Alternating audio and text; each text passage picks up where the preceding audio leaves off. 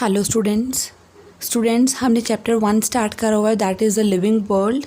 तो बेटा हमने लिविंग वर्ल्ड में कल जो है वो कंप्लीट कर लिया था, that is what are the characteristics of the living organisms. अब हम जो टॉपिक स्टार्ट करेंगे वो करेंगे बायोडाइवर्सिटी। Yes, biodiversity. बेटा व्हाट इज़ बायोडाइवर्सिटी? जब भी ये टर्म आए बायो, तो बायोडाइवर्सिटी मीन्स लिविंग ऑर्गेनिजम्स की इतनी सारी variations, variety. So this means a huge variety, this is a huge variety of living organisms on the earth.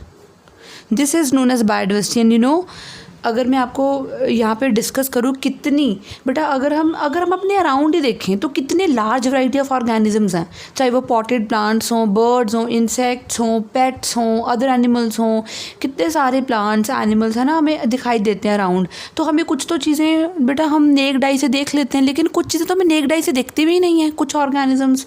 तो सोच के देखो, अगर जो दिखती ही नहीं है कितनी ज़्यादा डाइवर्सिटी होगी, राइट।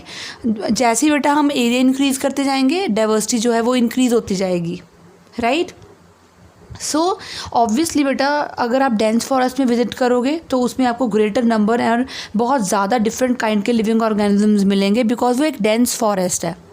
क्लियर? और यही अगर हम बात मतलब माइंड में रखें तो मैं आपको बताऊं कि जो नंबर ऑफ़ स्पीशीज़ है ना, जो अभी तक नोन है, the number of species that are known and described, बेटा जो हो चुकी हैं, known है और described हैं, वो कितनी हैं? that is in between 1.7 to 1.8 million, huge diversity, right. और इसी को ही हम क्या कहते हैं बेटा? बायोडाइवर्सिटी, और the number of the type of organisms present on the earth, right. और बेटा चाहे हम नए एरिया जितने मर्जी एक्सप्लोर कर लें, पुराने एरियाज़ देख लें, तो बेटा अगर पुराने एरियाज़ को भी दोबारा एक्सप्लोर करते जाएं, नए एरियाज़ को भी और एक्सप्लोर करें, तो बेटा नए ऑर्गेनिज्म कंटिन्यूसली आइडेंटिफाई हो रहे हैं। ये हम देख रहे हैं कि जो नए ऑर्गेनिजम्स हैं वो कंटिन्यूसली आइडेंटिफाई होते जा रहे हैं, राइट। तो अभी हमने बात करी है इतने मिलियंस ऑफ प्लांट्स और एनिमल्स हैं, राइट। और बेटा हम उनको अपने लोकल नेम से जानते हैं, है ना। जैसे अभी हम अनियन को इंग्लिश में अनियन बोलते हैं, लेकिन अगर हम पंजाबी की बात करें इट वुड बी प्याज, right. In Gujarati it is कांदा। सो लोकल लैंग्वेज में यूज़ करते हैं टर्म्स हम। बट उससे भी पहले ही मैं आपको बता दूं, बायोडाइवर्सिटी भी मेरा ये टर्म कंप्लीट नहीं हुई है। तो ये जो नंबर है बेटा ये इंक्रीज़ होता जा रहा है। कैसे बेटा? ये जो नंबर है ना, ये जो मैंने बताया, ये 15,000 न्यू स्पीशीज़ से हर साल बढ़ रहा है, राइट। तो हाँ, 15,000 स्पीशीज़ हर साल, एवरी ईयर ये डिस्कवर हो जाती है, इन्वेंट हो जाती हैं या हमें मिल जाती हैं, राइट। तो ये एक एस्टीमेट है। क्या एस्टीमेट है? कि हमारी पूरी अर्थ पे अबाउट 5 to 30 मिलियन जो स्पीशीज़ हैं वो प्रेजेंट हैं लिविंग ऑर्गेनिजम्स की, राइट। और उनमें से सबसे ज़्यादा अगर हम बात करें, सबसे ज़्यादा कौन है? ये सबसे लार्जेस्ट जो ग्रुप है टोटल, ये बेटा जो मैं बता रही थी ये टोटल एस्टिमेटेड है, लेकिन इसके अलावा मैं बताऊँ जो सबसे लार्जेस्ट ग्रुप है वो कौन सा बेटा? इंसेक्ट्स का। यस, इंसेक्ट्स का सबसे ज़्यादा लार्जेस्ट ग्रुप है, और उसमें कितनी स्पीशीज़ हैं? About 0.75 million species, right. तो ओशियंस लगा लें, ट्रॉपिकल रेन फॉरेस्ट लगा दें बेटा, वहाँ पे तो बहुत रिच बायोडाइवर्सिटी होती है, right. So all the biodiversity is a result of because of evolution. Yes, ये इतनी biodiversity है, it is all because of evolution, and we know that evolution is, आपको पता है evolution means to unroll the hidden potentialities, means change with time. So biodiversity जो है that is the result of evolution. It is due to evolution. Clear? तो पता नहीं कितनी ही species नई इवॉल्व हो गई और कितनी बेटा एक्सटेंट भी हो गई। तो उनके एक्सटेंट होने के बाद उनके हमें क्या मिले हैं, ओनली फॉसिल्स मिले हैं। क्लियर। तो अब हम यहाँ पे बात कर रहे थे, अभी वो बीच में रह गया कि what is the need of classification से पहले सॉरी स्टूडेंट्स हम पढ़ेंगे दैट इज़ हम बात करेंगे लोकल। हम जो बायोडाइवर्सिटी है उसको कैसे जानते हैं बेटा, लोकल नेम से जानते हैं, राइट। अभी मैंने एक एग्जांपल ली थी लोकल नेम की, जैसे कि अनियन की एग्जांपल ली थी। तो ऐसे बहुत सारी एग्जांपल्स हैं। तो ये जो लोकल नेम्स होते हैं ना, ये प्लेस टू प्लेस वेरी करते रहते हैं, प्लेस टू प्लेस वेरी करते हैं, क्योंकि इतनी बायोडाइवर्सिटी है, राइट। तो कोई किस लैंग्वेज में क्या बुला रहा है, कोई किस लैंग्वेज में क्या बुला रहा है। तो हम बात कर रहे थे बेटा कि जो लोकल नेम्स है वो तो बेटा प्लेस टू प्लेस वेरी करते हैं, राइट। और अगर वो प्लेस टू प्लेस वेरी करती है तो पूरे वर्ल्ड में बेटा उनके डिफरेंट नाम होंगे, राइट। तो पूरे वर्ल्ड में क्या, अब पूरी एक कंट्री में ही वो वेरी करेंगे। जैसे अभी मैंने बोला था पंजाबी में कुछ बोलते हैं, गुजराती में कुछ बोलते हैं, है ना। तो डिफरेंट नाम हो सकते हैं, तो इसके कारण कन्फ्यूज़न क्रिएट हो सकती है। और बेटा अगर हमें वी आर द साइंटिस्ट और हमें बात करनी हो, है ना, कोई टॉपिक पे, तो will not use a term, English term use नहीं कर सकते हम। So we must have to give them the proper name. So बेटा we need to find the ways and the means to talk with each other. तो हम कैसे बोलेंगे, that is with the help of scientific names, right. So there is a need to standardize the naming of the living organism, right. So एक need है living organism को standardize करने की, ताकि एक particular organism को एक particular name से ही जाना जाए all over the world। और इसी को हम क्या बोलते हैं बेटा, इसको हम बोलते हैं nomenclature। क्लियर। तो what is nomenclature, मैं यहाँ पे टर्म लिख रही हूँ। What is nomenclature? But a nomenclature is actually the giving proper defining specific distinguishing name to each and every organism. So what it is, giving proper defining, उसको define भी करता हो, right, specific and distinguishing name, जो किसका और ना हो, किसी और का ना हो, distinguishing name to each and every organism, to each and every organism is known as nomenclature, right.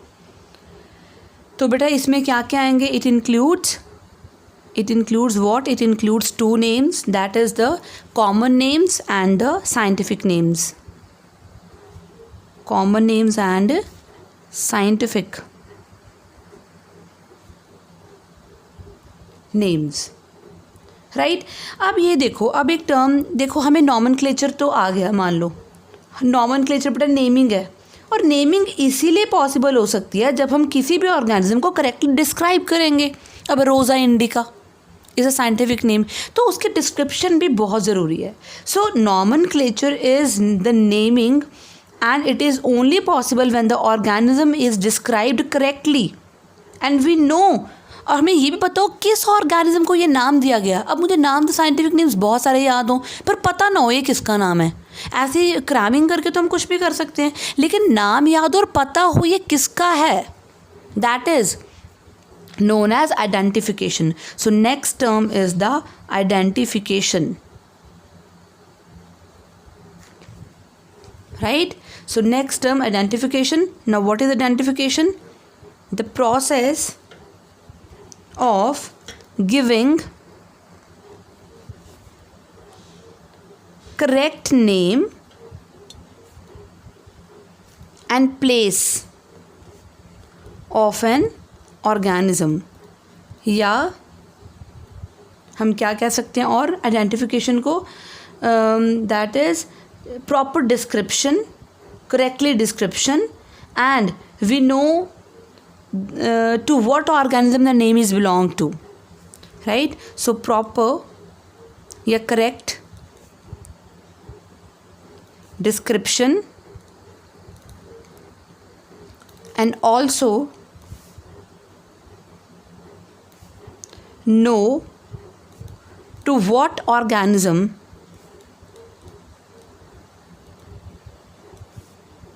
the name is attached to. तो किससे अटैच करा है, and this is known as identification, right. तो बेटा अपनी स्टडी को हमने easy करने के लिए, फैसिलिटेट करने के लिए, जो बेटा बहुत सारे मतलब जो साइंटिस्ट थे ऑल ओवर द वर्ल्ड, उन्होंने कुछ प्रोसीजर्स बनाए कि हम ऐसा करते हैं, हम नेम्स को साइंटिफिक नेम्स दे देते हैं, हर एक ऑर्गेनिज्म को एक साइंटिफिक नेम दे देते हैं, और ये जो साइंटिफिक नेम होता है that is acceptable all over the world by the biologists, right. For plants अगर मैं बात करूँ तो साइंटिफिक नेम्स होते हैं बेटा, उनके जो बेस्ड हैं कुछ एग्रीड प्रिंसिपल्स हैं, तो वो कुछ अलग हैं, वो किसके अकॉर्डिंगली बने हुए हैं. So for plants scientific names के जो रूल्स हैं, कुछ एग्रीड प्रिंसिपल्स हैं, वो किसके बेसिस पे बने हुए हैं, that is ICBN. What is this ICBN? This is the International Code for Botanical Nomenclature. This is International Code for Botanical Nomenclature. Right.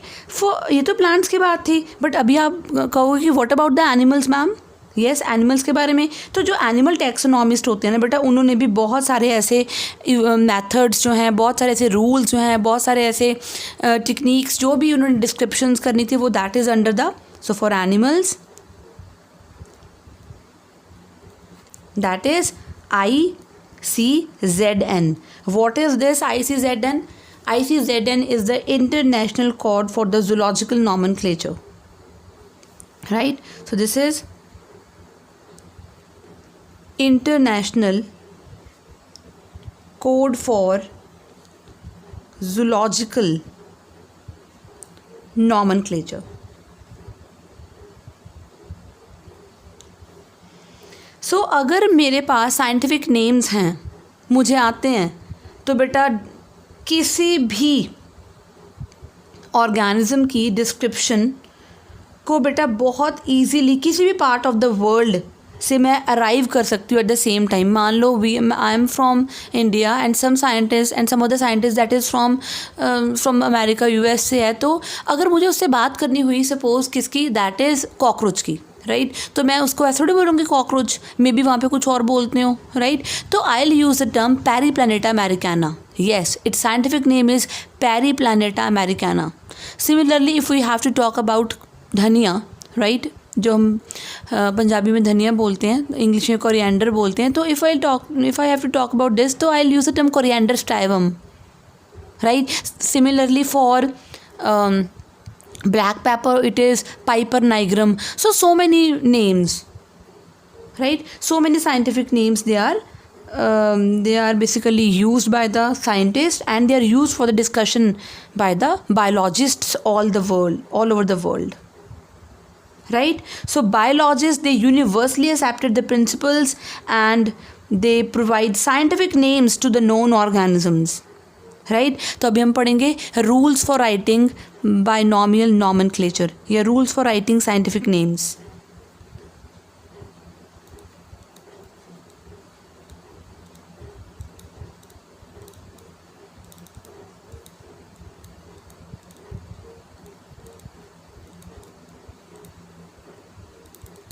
ये हमारा next topic, right. So first बात जो हम टॉपिक तो नहीं, फर्स्ट जो बात करेंगे वो है व्हाट आर साइंटिफिक नेम्स. ये क्या होते हैं? Scientific names they are given by the scientist.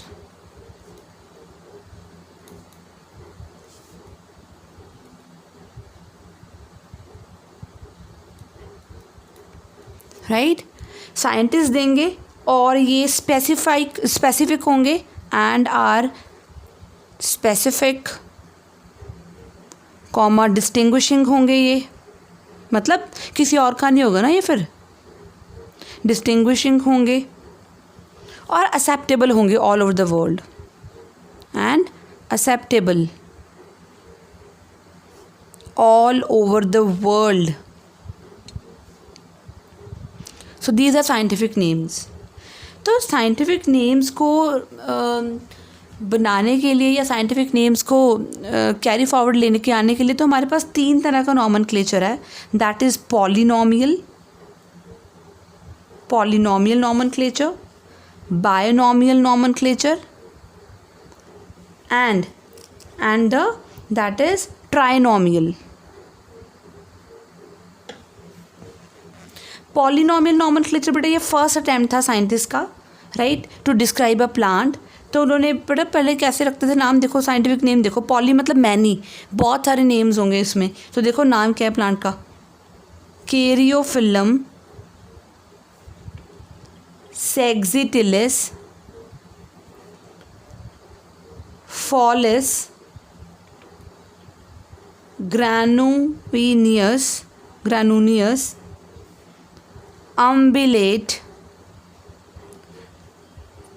कोरियम्बियम. इतना बड़ा नाम, see very difficult to learn and very difficult to recognise even, right. तो इतना बड़ा नाम, इसमें क्या है, प्लांट का नाम कैरियोफिलम है, सेक्सिटिलिस मतलब वो रॉक्स पे ग्रो करता है, फॉलिएज लीव्स हैं, उसकी इन्फ्लोरेसेंस मतलब ग्रुपिंग ऑफ फ्लावर्स कैसी है, अम्बिलेट कोरियम्बियम. ये बेटा टाइप ऑफ इन्फ्लोरेसेंस है, ये अभी आपको नहीं है, हम नेक्स्ट चैप्टर में वही करेंगे, उसमें आपको पता चल जाएगा कि ये क्या मतलब था इसका, right. Umbellate corymbium it's a type of inflorescence, grouping of flowers की बात करी हुई है, कैसे फ्लावर्स अटैच हैं, कैसे फ्लावर्स अरेंज हैं, एक्चुअली नॉट अटैच, अरेंज हैं, राइट. तो बेटा ये तो जो था दैट इज़ नॉट गुड. तो कैरियोफिलम नेम ऑफ द प्लांट, सेक्सिटिलिस मतलब ये ग्रो करता है रॉक्स के ऊपर, इसके ग्रास की तरह लीव्स हैं, और उसके अम्बिलेट कोरियम्बियम इन्फ्लोरेसेंस है. So difficult. बाइनॉमियल क्या है, एक ऐसा सिस्टम ऑफ क्लासिफिकेशन, ऐसा सिस्टम ऑफ नॉमेनक्लेचर है जिसमें हम किसी भी ऑर्गेनिज्म के साइंटिफिक नेम में 2 ही वर्ड्स यूज़ करते हैं. तो बाय मतलब 2, it means scientific name consists of 2 words. कौन कौन से 2 वर्ड्स होंगे, एक तो होगा फर्स्ट जेनेरिक एपिथेट, एक होगा second that is specific epithet.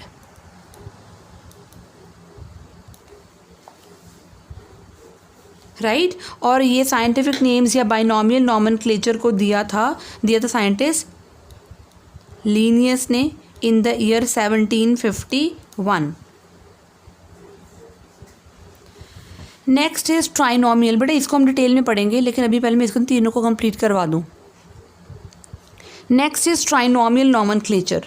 बेटा ट्राइनॉमियल नॉमेनक्लेचर में पता ही चल रहा है कितने वर्ड्स होंगे, when scientific name consist of 3 words. So this is called as trinomial nomenclature, right. जैसे कि अभी मैं एक लिखूंगी एग्जाम्पल, हिबिस्कस. बेटा हिबिस्कस पता है कौन सा प्लांट होता है, कौन सा फ्लावर होता है, ये इसको हम शू फ्लावर बोलते हैं, चाइना रोज़ भी बोलते हैं. इसका फुल नेम होता है हिबिस्कस रोज़ा साइनेंसिस. सी 3 वर्ड्स. और होमो हमारा क्या है, हमारा नेम है होमो सेपियंस साथ में, और तो वी आर होमो सेपियंस. ये जो मैंने पीछे लिखा है दिस रिप्रेजेंट्स अ सब स्पीशीज़. ये तो बेटा स्पीशीज़ है, ये जीनस है, और ये क्या हमारी सब स्पीशीज़ है. क्लियर.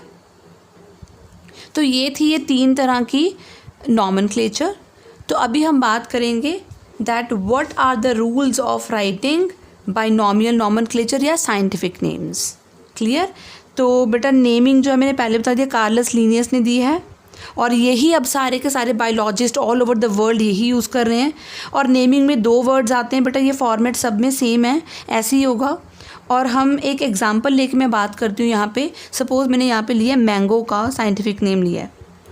मैंगो का साइंटिफिक नेम क्या है बेटा, Mangifera indica.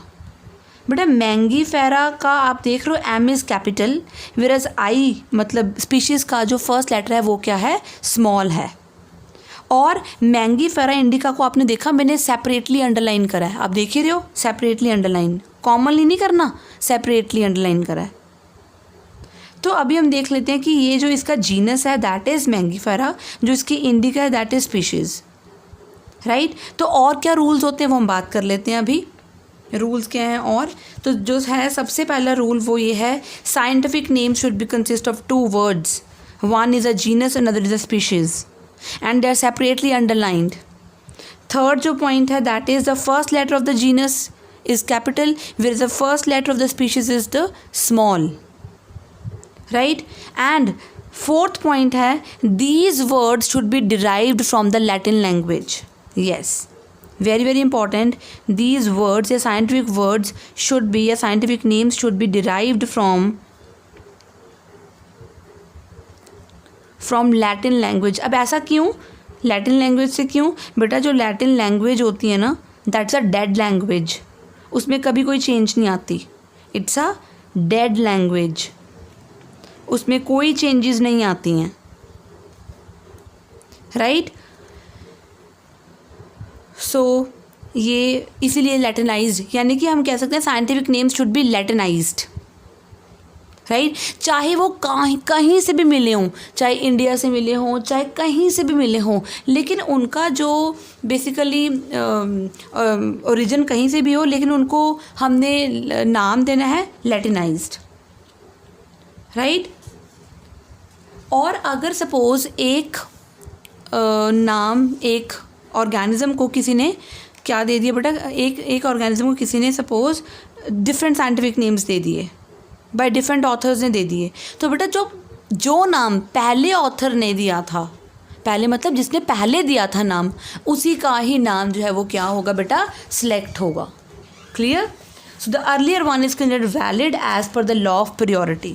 So fifth point is that if an organism is given scientific name, या लिख लो given 2 scientific names, 2 different scientific names लिख लो, 2 different scientific names by different authors,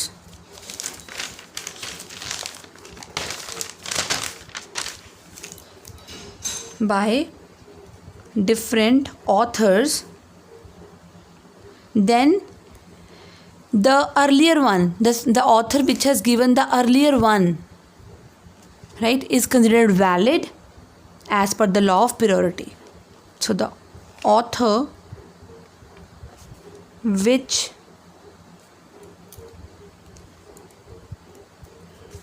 had given it earlier should be considered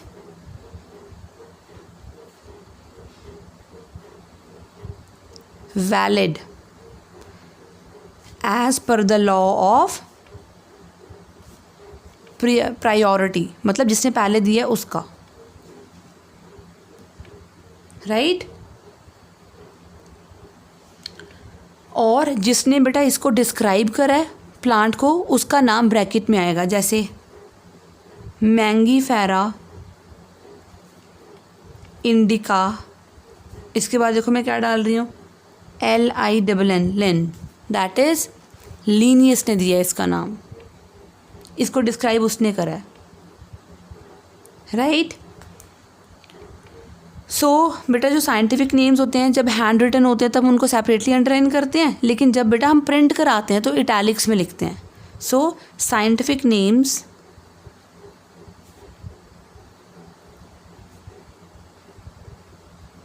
should be written in italics when printed.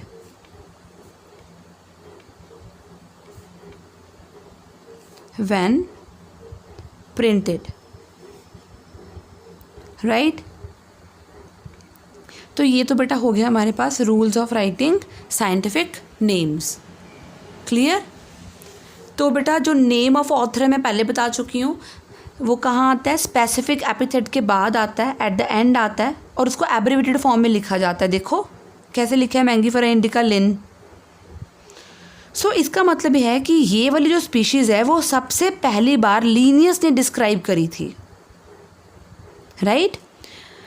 तो ये था हमारे पास ये topic. हम अपनी नेक्स्ट वीडियो में स्टार्ट करेंगे नीड ऑफ क्लासिफिकेशन।